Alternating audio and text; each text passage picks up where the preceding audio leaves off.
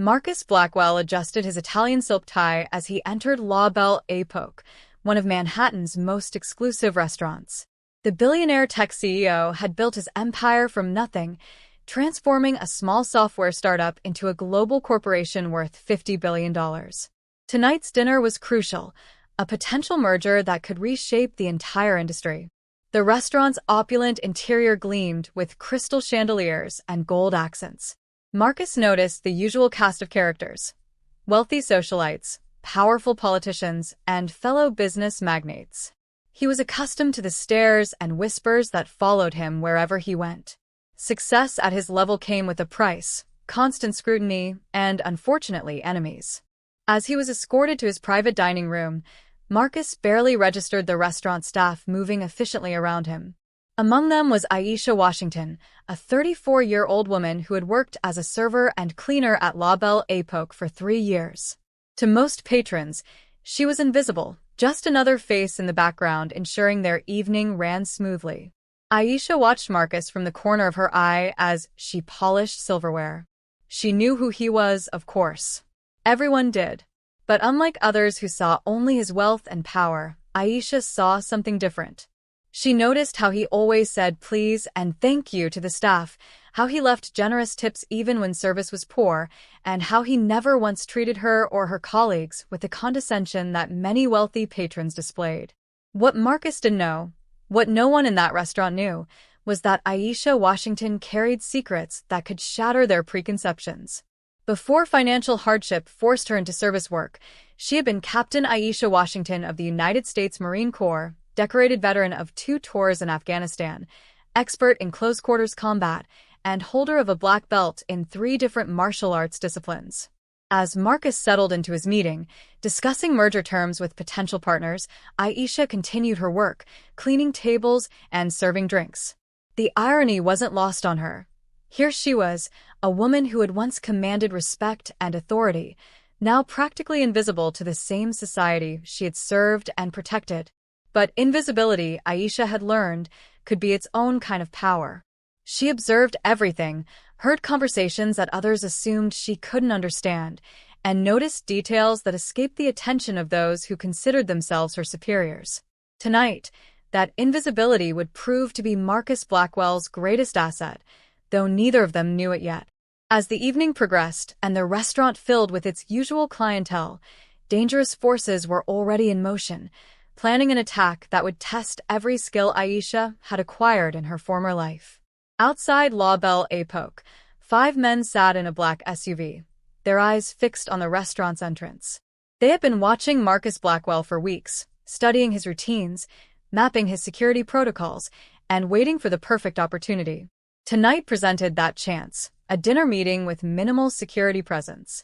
Vincent Torres, the group's leader, was a former military contractor who had fallen from grace after a scandal involving illegal arms dealing. His hatred for successful businessmen like Blackwell ran deep, fueled by his own failures and a twisted sense of injustice. Beside him sat his 4 accomplices: Jake Morrison, a disgraced ex-police officer; Rico Valdez, a small-time criminal with nothing left to lose; Tommy Chen, a tech expert with gambling debts; and Derek Williams, a desperate man whose family was being held as collateral by dangerous people. "Remember the plan?" Torres whispered, checking his weapon one final time. "We go in fast, grab Blackwell, and get out before his security team realizes what's happening." Clean and simple. Each man had his own motivation for being there. Morrison wanted revenge against a system he felt had betrayed him. Valdez needed the money to disappear forever. Chun was being blackmailed by loan sharks who would kill him if he didn't pay up. Williams was trying to save his kidnapped wife and daughter. Inside the restaurant, Aisha noticed the SUV parked across the street. Her military training had taught her to be constantly aware of her surroundings, and something about the vehicle bothered her. It had been there too long, its occupants too still, too focused. She made a mental note to keep watching. As she served drinks to a nearby table, Aisha overheard fragments of Marcus's conversation. The merger discussion was going well, but she noticed tension in his voice. Even billionaires had their pressures, she reflected. She refilled water glasses and continued her observations, her trained eye cataloging exits, potential weapons, and defensive positions, habits that died hard from her military days. Torres gave the signal, and the 5 men exited their vehicle. They moved with purpose, but tried to appear casual, their weapons concealed beneath dark jackets. The restaurant's front entrance was their target, chosen specifically because Marcus's security detail was stationed at the private room's entrance, not expecting an attack from the main dining area. Aisha was clearing a table near the entrance when she saw them enter. Her blood ran cold as she recognized the predatory way they moved, their eyes scanning for targets while trying to blend in with the evening crowd. Years of combat experience had taught her to recognize danger, and these men radiated it. She set down her tray and began moving toward the private dining area, her mind racing through possibilities. Should she alert security? Call the police? But there was no time. The men were already spreading out, positioning themselves strategically around the restaurant. Torres nodded to his team, and they began closing in on Marcus's location. What they didn't know was that their carefully planned ambush had already been detected by someone they considered beneath their notice, someone whose hidden skills were about to turn their simple kidnapping into a nightmare they never saw coming. The attack unfolded with military precision. Torres and his men had studied the restaurant's layout meticulously, identifying the private dining room where Marcus conducted his most important meetings. The Billionaire's security team, confident in their controlled environment, had positioned themselves at the room's main entrance, never expecting an assault through the restaurant's service areas. Marcus was mid-sentence, explaining the financial projections for the proposed merger, when chaos erupted. The first sign of trouble was the sound of breaking glass from the main dining room, followed by screams from terrified patrons. Torres had created a diversion.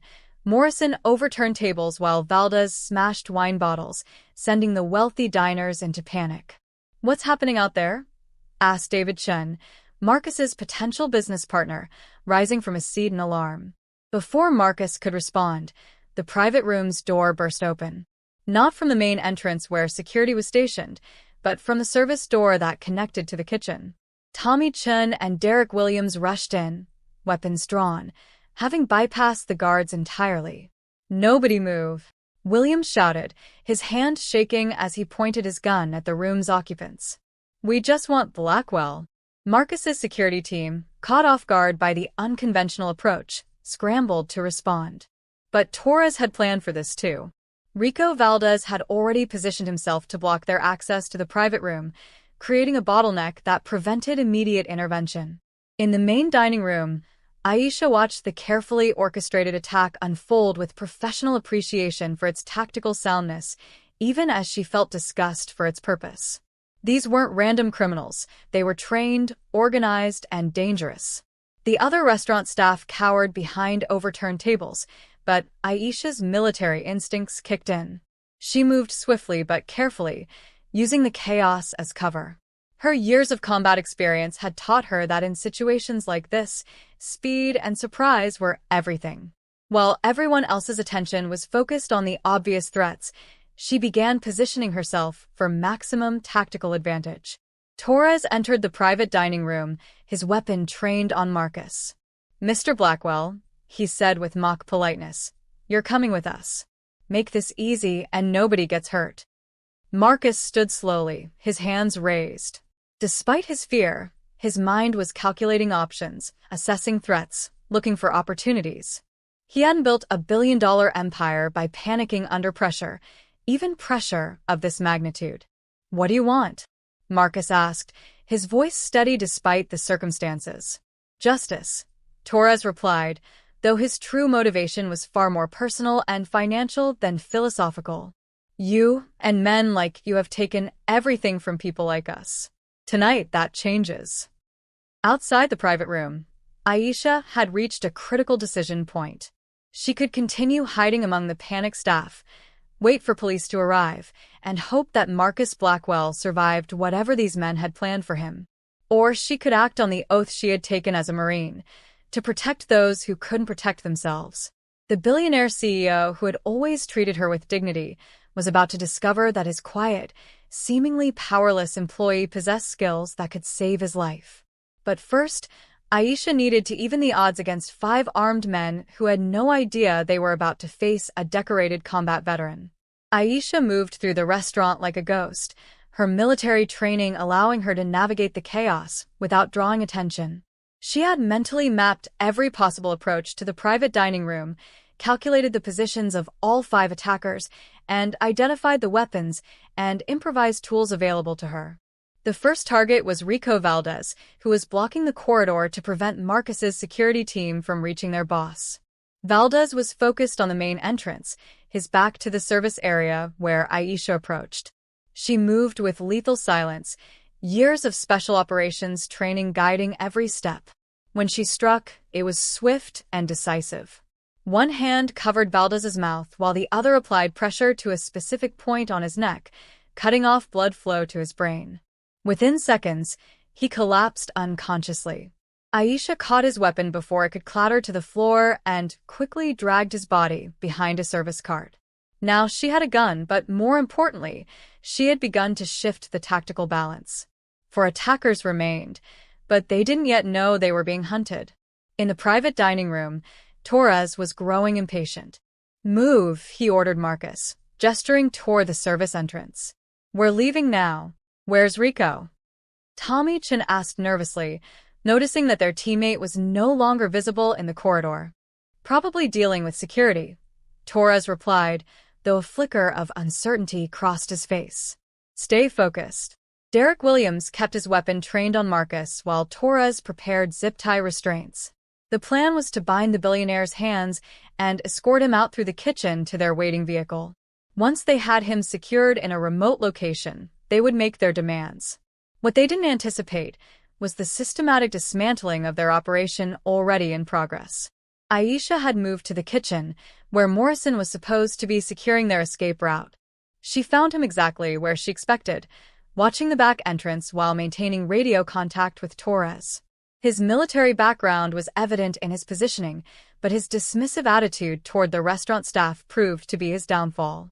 When a frightened server approached him, crying and begging to be allowed to leave through the back door, Morrison barely glanced at her before waving her away with his weapon.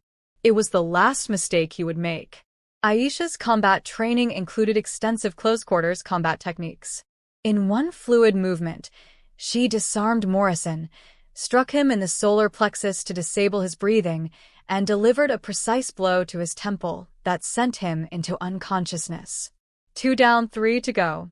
She took Morrison's radio earpiece and weapon, listening to the increasingly frantic communications between the remaining attackers. Torres was demanding status updates from his missing team members, his voice betraying growing concern. "Rico, report. Morrison, where are you?" His voice crackled through the stolen earpiece. Aisha smiled grimly and responded in a low whisper that could pass for Morrison's voice. "All clear back here." But her deception wouldn't hold for long. Torres was too experienced to be fooled indefinitely.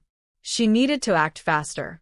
The 3 remaining attackers, Torres, Chun, and Williams, were still in the private dining room with Marcus and his dinner companions. The confined space worked to Aisha's advantage. They couldn't spread out or use their numerical superiority effectively. As she prepared for the most dangerous phase of her counterattack, Aisha thought about the oath she had taken as a Marine, Semper Fidelis, always faithful. Tonight, she would prove that her commitment to protecting others hadn't ended when she traded her uniform for a server's apron. Marcus Blackwell was about to learn that sometimes salvation comes from the most unexpected sources. Torres's growing paranoia proved justified when he decided to check on his missing team members personally. Leaving Tommy Chin and Derek Williams to guard Marcus and the other hostages, he stepped into the corridor, weapon ready. "Rico," he called softly, then louder when no response came. "Morrison." The silence that greeted him was ominous. These weren't men who would abandon their posts or ignore direct communications. Something was very wrong. Aisha had anticipated this moment. She positioned herself in the kitchen's prep area, using the stainless steel surfaces and hanging pots as both cover and potential weapons. When Torres entered the kitchen, sweeping his gun left and right, she was ready. The attack came from above. Aisha had climbed onto the industrial counter that ran along the kitchen center, using the hanging rack system to position herself directly over Torres's path. When he passed beneath her, she dropped down like a predator, landing on his back and immediately applying a blood choke. Torres was stronger than her previous targets and had more combat experience. He thrashed violently, trying to throw her off while reaching for his weapon that had fallen during the impact. But Aisha's position gave her leverage, and her technique was flawless. Within 30 seconds, Torres joined his unconscious teammates. 3 down, 2 to go. But the commotion had alerted Chun and Williams. They heard the struggle in the kitchen and knew their carefully planned operation was falling apart. "Something's wrong," Williams whispered, his grip tightening on his weapon. "We need to go. Now." Chun nodded, pressing his gun against Marcus's temple. "Get up. We're leaving through the front." It was a panicked decision that revealed their inexperience compared to their leader. By abandoning the planned escape route, they were walking into an unknown situation where Marcus's security team could be waiting. Aisha retrieved Torres's radio and weapons, then moved to intercept them. She had the advantage of knowing the restaurant's layout intimately, while they were operating from memorized plans that were rapidly becoming obsolete. As Chun and Williams forced Marcus through the main dining room, using him as a human shield, Aisha paralleled their movement from behind the service counter. The other patrons remained hidden beneath tables, too terrified to move. "Security's probably surrounding the building by now," Marcus said calmly, trying to discourage his captors without provoking them to violence. "Whatever you're being paid, it's not worth spending life in prison." "Shut up," William snapped, but his voice betrayed his own growing doubts. Chun was scanning the room nervously, trying to spot potential threats while maintaining control of their hostage. His technical expertise hadn't prepared him for the psychological pressure of actual violence, and sweat beaded on his forehead despite the restaurant's air conditioning. They were halfway across the dining room when Aisha made her move. She had noticed a serving cart positioned near their path, one of the heavy, multi-tiered carts used for elaborate presentations. With precise timing, she emerged from behind the service counter and sent the cart rolling directly into Chen's legs. The collision sent Chen sprawling, his weapon skittering across the polished floor. Williams spun toward the new threat, momentarily releasing his grip on Marcus. That moment was all Aisha needed. She had palmed a heavy crystal wine decanter from the service station, and her throw was perfectly aimed. The decanter struck Williams in the center of his forehead with enough force to drop him instantly. Chen scrambled for his lost weapon, but found himself staring down the barrel of Rico's confiscated gun, held by a woman he had dismissed as irrelevant to their plans. "Don't," Aisha said quietly, her voice carrying an authority that made Chen freeze. "It's over." Marcus stared in amazement at his unlikely savior, the quiet restaurant employee who had just single-handedly defeated 5 armed attackers with military precision. The police arrived to find a scene that defied their expectations.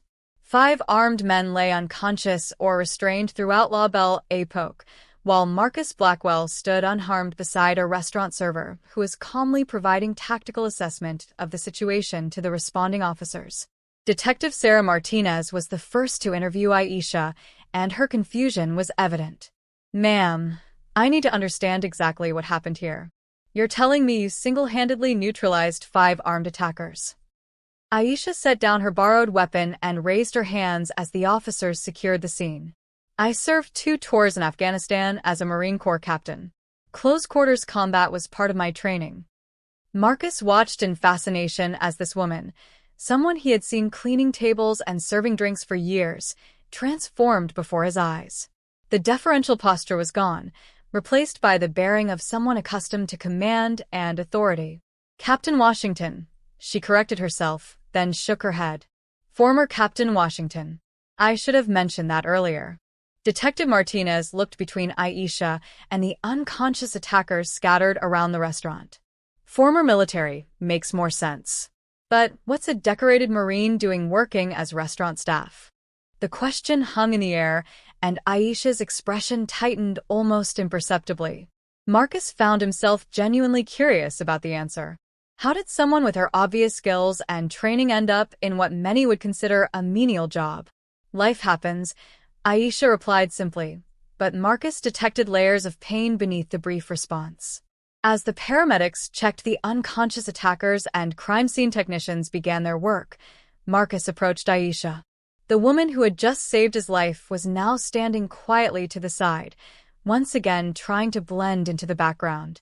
"Thank you," he said, meaning it more deeply than any gratitude he had ever expressed.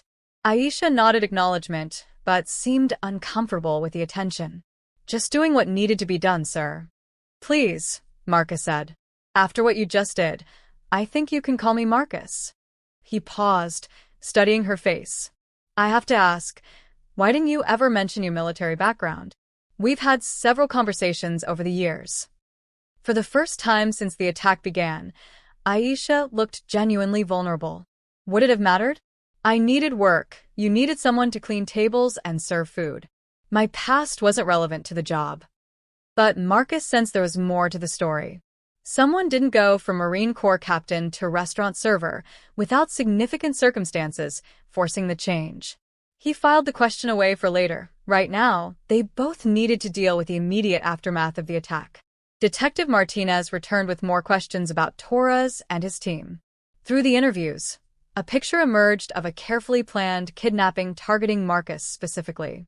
The attackers had studied his routines, identified his vulnerabilities, and chosen their moments strategically. "They knew about your dinner meeting tonight," Martinez explained. "Knew about your security arrangements.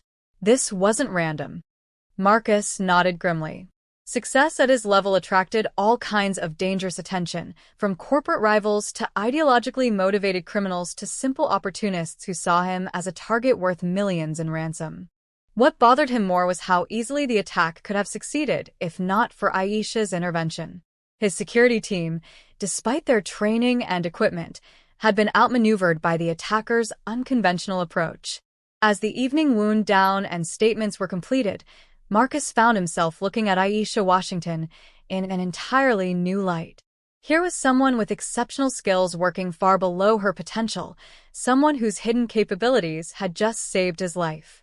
He made a decision that would change both their futures. 3 days after the attack, Marcus requested a private meeting with Aisha at his corporate headquarters. The 40-story glass tower that housed Blackwell Industries dominated the Manhattan skyline, its sleek architecture reflecting Marcus's vision of technological innovation and business excellence. Aisha arrived wearing her best interview suit, a simple navy ensemble that had seen her through numerous job applications over the past few years. As she rode the elevator to the top floor, she wondered if Marcus intended to thank her again, offer some kind of reward, or perhaps even fire her for the liability her actions might have created. Marcus's office occupied the entire top floor, with floor-to-ceiling windows providing panoramic views of the city. When Aisha entered, she found him studying financial reports at a conference table that could seat 20 people. "Thank you for coming," Marcus said, gesturing for her to sit across from him. "I've been thinking about what happened at the restaurant, and I have a proposition for you."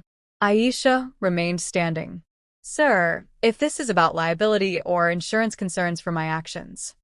"It's not," Marcus interrupted. "Sit, please. I want to offer you a job." Confused, Aisha took the offered seat. "I already have a job, sir. At the restaurant." Marcus smiled. "I mean a different job. Here, with my company. As head of my personal security detail." The offer hit Aisha like a physical blow. She stared at Marcus, certain she had misheard. "Sir, I don't understand. You have a security team. Professional bodyguards with credentials and who were completely outmaneuvered by 5 men with a simple plan," Marcus finished. "Aisha, what you did 3 nights ago wasn't just brave, it was professionally executed. You assessed the situation, neutralized multiple threats, and protected not just me but everyone in that restaurant." Aisha shook her head. "That was just training kicking in. Muscle memory from my military service." "Exactly my point."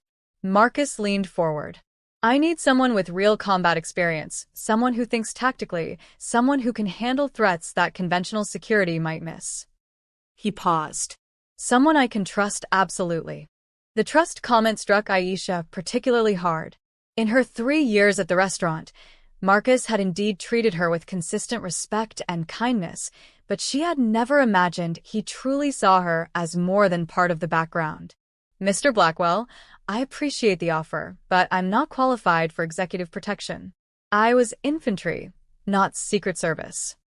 "You're more qualified than my current team," Marcus replied bluntly. "They've never been in actual combat.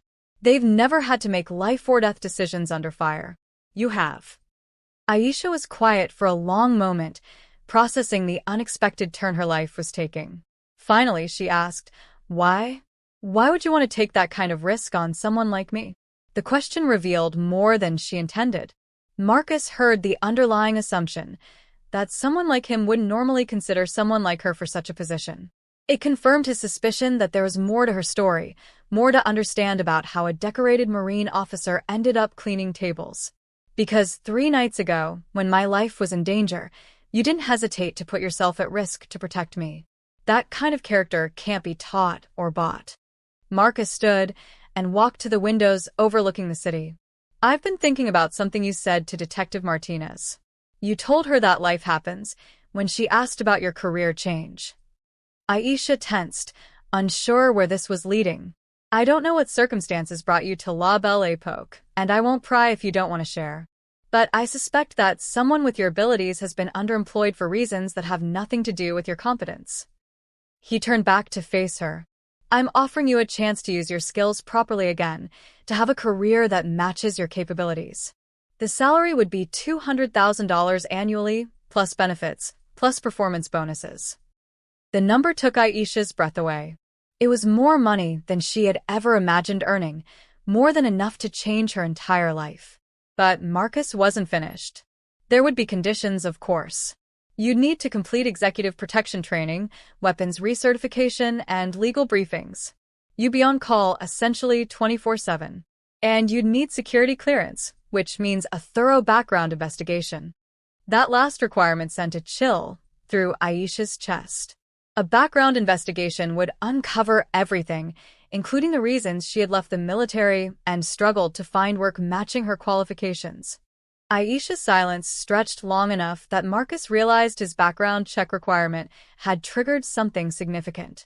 He sat back down across from her, his business instincts telling him that whatever had brought this capable woman to work as restaurant staff was about to be revealed. "There's something you need to know," Aisha said finally, her voice barely above a whisper. "About why I left the military. About why someone with my training and experience was working at La Belle Époque." Marcus waited, sensing that pushing for details would cause her to retreat entirely. Aisha took a deep breath and began the story she had avoided telling for 3 years. "My last deployment was in Afghanistan, 2019. I was leading unit tasked with protecting a forward operating base near Kabul. We had intelligence about a planned attack, but the information was ambiguous." She stared out the window at the city skyline, but Marcus could see she was seeing something far different: dusty mountains and concrete barriers half a world away. "I had to make a decision about how to respond to the threat. Standard protocol would have been to increase security and wait for more intelligence. But something felt wrong. The timing, the source of the information, the way our local contacts were behaving." She paused. "So I ordered a preemptive strike on the location where we believed the attackers were staging." Marcus sensed this was the critical moment in her story. "The intelligence was wrong," Aisha continued. "The building we hit wasn't full of insurgents planning an attack. It was a wedding celebration. Civilians. Families." Her voice broke slightly. 12 people died, including 3 children. The weight of her confession settled over the room like a physical presence. Marcus began to understand the guilt and trauma that had driven her from military service to anonymous work in a restaurant. "The investigation cleared me of criminal wrongdoing," Aisha said. "But command felt I had acted too aggressively based on insufficient intelligence. They offered me a choice: face a court-martial for reckless endangerment, or accept a general discharge and leave quietly." "So you chose to leave," Marcus said softly. "I chose to leave," she confirmed. "But the discharge wasn't honorable. It wasn't dishonorable either, just general, under other than honorable conditions. Enough to kill my career prospects in law enforcement, security, or any field that values military experience. Marcus was beginning to piece together the full picture. That's why you were working at the restaurant. No one would hire you for positions matching your qualifications. Would you? Aisha asked bluntly. If you knew that I had made a decision that killed innocent people, would you trust me to protect you? The question hung between them. Marcus considered it seriously, understanding that his answer would determine not just whether Aisha accepted his job offer, but whether she could begin to rebuild her sense of self-worth. Yes, he said finally, I would. Because 3 nights ago, when you had seconds to decide whether to intervene or stay safe, you chose to protect strangers at risk to yourself. That tells me more about your character than a mistake made under impossible circumstances in a war zone. Aisha looked surprised by his response. The families of those 12 people might disagree. The families of the people in that restaurant might disagree with you, Marcus countered. Aisha, what happened in Afghanistan was a tragedy. But it doesn't define you any more than my business failures define me. What matters is what you do next. He stood and walked around the table to face her directly. I'm not offering you this job despite your past. I'm offering it because of who you are now, someone who has carried the weight of difficult decisions and still chooses to act when others need protection. For the first time in 3 years, Aisha felt something she had almost forgotten, hope. Not just for employment, but for the possibility of redemption, of using her skills for good instead of hiding from her past. If I accept, she said carefully, and if the background investigation reveals everything we've discussed, what then? Marcus smiled. Then we deal with whatever comes up. Together. It was the beginning of a partnership that would transform both their lives in ways neither could yet imagine. 6 months after the restaurant attack, Aisha Washington stood in Marcus Blackwell's private office, reviewing security protocols for his upcoming trip to Japan. The transformation in both her appearance and demeanor was remarkable. Gone was the deferential restaurant server. In her place stood a confident security professional in a tailored business suit, her military bearing fully restored. The background investigation had indeed uncovered her military discharge, just as she had predicted. But Marcus had kept his word, working with his legal team to address any concerns while supporting Aisha through the scrutiny. More importantly, he had helped her find the best trauma counselor in the city, someone who specialized in working with veterans dealing with moral injury from combat decisions. The Tokyo schedule is particularly challenging, Aisha explained, pointing to a tablet displaying detailed security assessments. 3 public appearances, 2 private meetings with government officials, and a tech conference with over 5,000 attendees. Marcus nodded, impressed as always by her thorough preparation. In 6 months, she had transformed his security operations entirely. Where his previous team had relied on basic protection protocols, Aisha brought military-grade tactical planning to every situation. What's your primary concern? He asked. The tech conference, she replied without hesitation. Too many variables, too many potential access points, and your visibility will be maximum during the keynote speech. Her phone buzzed with an alert from the security system she had installed throughout Marcus's properties.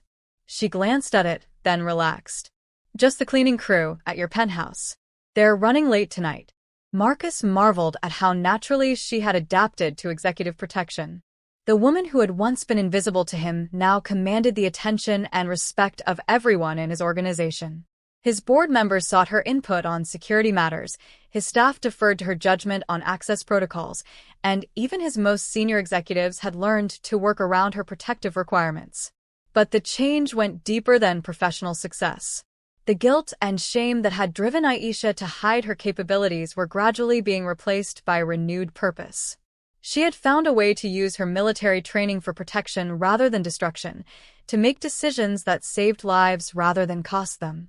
There's something else I wanted to discuss, Marcus said, setting aside the Tokyo files. The restaurant attack investigation is finally closed. Torres and his team are all facing federal charges, and the FBI has confirmed there are no other threats connected to their organization. Aisha nodded. She had been following the case closely, providing testimony and additional security analysis to support the prosecution.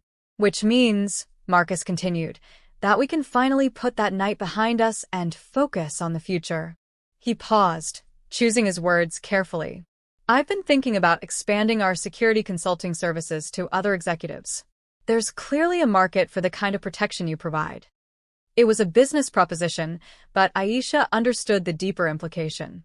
Marcus was offering her a chance to build something beyond personal security, to create a consulting firm that could help other people while providing meaningful work for veterans who, like herself, had struggled to transition to civilian careers. You're suggesting we go into business together? She asked. I'm suggesting you have skills and insights that could benefit far more people than just me, Marcus replied. And I have the resources and connections to make it happen. Aisha considered the offer. 6 months ago, she had been cleaning tables and fighting depression, convinced that her military service had been tainted beyond redemption. Now, she was being offered a chance to build a new career, helping other executives stay safe while employing other veterans who needed second chances. There would be conditions, she said, unconsciously echoing Marcus's words from their first meeting about employment. Such as, any veteran we hire gets the same support you gave me. Counseling, training, whatever they need to transition successfully. And we take cases based on merit, not just ability to pay. Marcus smiled. It was exactly the kind of principled approach he had come to expect from Aisha. Agreed. What else? We do this right. No cutting corners on background checks, no overlooking red flags, no compromising our standards for anyone. Also agreed. Aisha extended her hand. Then let's build something worth building. As they shook hands, both understood that they were embarking on more than just a business venture. They were creating an opportunity for redemption, second chances, and the transformation of painful pasts into purposeful futures. 2 years later, Aisha stood before a packed auditorium at the Marine Corps Base Quantico, delivering a keynote speech to graduating military police officers. The woman who had once hidden her service record was now openly sharing her story of redemption and renewal. The transition from military to civilian life is never easy, she told the young Marines. But setbacks don't define you. Mistakes don't disqualify you. What matters is whether you choose to let your past limit your future or motivate you to serve in new ways. In the audience, Marcus Blackwell watched with pride as his business partner and friend shared the lessons they had both learned. Their executive protection firm, Blackwell Washington Security, had grown beyond their initial vision. They now employed 47 veterans, provided security for dozens of high-profile clients, and had developed training programs that were being adopted by security firms across the country. The success hadn't come without challenges. They had faced skepticism from traditional security companies, dealt with clients who questioned Aisha's authority, and navigated the complex process of building a business while maintaining the highest professional standards. But each obstacle had only strengthened their partnership and refined their mission. After her speech, Aisha was approached by a young female Marine who looked barely out of boot camp. "Ma'am," the Marine said nervously, "I wanted to thank you for what you said about second chances. I've been worried about transitioning to civilian life because of some things that happened during my deployment." Aisha recognized the signs immediately. The guilt, the shame, the fear that past mistakes would define future possibilities. She had stood in the same emotional place just 3 years earlier. "What's your name?" Aisha asked gently. "Corporal Maria Santos, ma'am." "Well, Corporal Santos, let me tell you something that took me far too long to learn. Your worth isn't determined by your worst day or your biggest mistake. It's determined by what you choose to do with the lessons those experiences taught you." Aisha handed Santos her business card. "When you're ready to transition, call me. We're always looking for Marines who understand that protecting others is a privilege, not just a job." As Santos walked away with renewed hope in her eyes, Marcus approached Aisha. "Still recruiting, I see," he said with a smile. "Always," Aisha replied.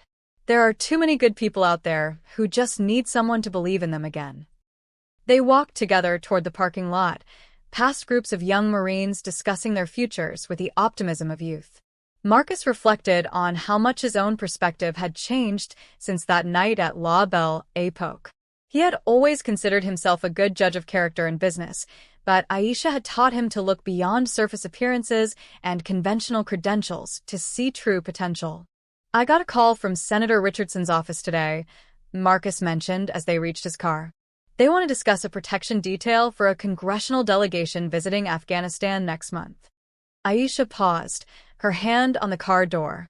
The irony wasn't lost on her, being asked to protect American officials in the same country where her military career had ended in tragedy. "That's a significant assignment," she said carefully. "It is. And it's your call whether we take it." Marcus looked at her seriously. "I won't push you to go back there if you're not ready." Aisha considered the offer. 3 years ago, she would have been paralyzed by the thought of returning to Afghanistan. The guilt and trauma would have made it impossible. But she had done the hard work of healing, of learning to separate her worth from her mistakes, of understanding that she could honor the people she had failed by protecting others in the present. "We'll take it," she said firmly. "But I want to lead the advance team personally." Marcus nodded, unsurprised by her decision. It was exactly the kind of challenge that Aisha no longer ran from but faced head-on. As they drove back toward Washington, D.C., both were quiet, lost in thoughts about how much their lives had changed. The attack at La Belle Époque had lasted less than 20 minutes, but it had set in motion a series of events that had transformed them both. Marcus had learned that true security came not from expensive equipment or impressive credentials, but from having people around him who combined skill with integrity. More importantly, he had discovered the satisfaction of using his resources to create opportunities for others, particularly those who had been overlooked or dismissed by traditional hiring practices. Aisha had learned that redemption was possible, that past failures didn't have to define future possibilities, and that sometimes the path back to purpose led through unexpected places. The restaurant where she had hidden from her past had become the place where she rediscovered her future. Their partnership had evolved from employer and employee to true business partners to deep friends who shared a mission larger than profit. They had built something meaningful together, a company that provided excellent security services while creating opportunities for veterans who needed second chances. As the sun set over the Virginia countryside, Aisha's phone buzzed with a text message from Corporal Santos. "Thank you for today. I've been thinking about what you said, and I'm ready to believe in myself again." Aisha showed the message to Marcus, who smiled. "Looks like we'll be interviewing another candidate soon." "The best kind of problem to have," Aisha replied. They drove on in comfortable silence, two people whose lives had intersected in violence and crisis, but had chosen to build something beautiful from that foundation. The hidden skills of a Black Marine had indeed changed everything, not just by saving a billionaire's life, but by proving that second chances, when paired with courage and character, could transform both the giver and the receiver. In the distance, the lights of Washington began to twinkle in the gathering darkness, a city full of powerful people who might need protection and veterans who might need purpose. For Aisha Washington and Marcus Blackwell, the work was just beginning.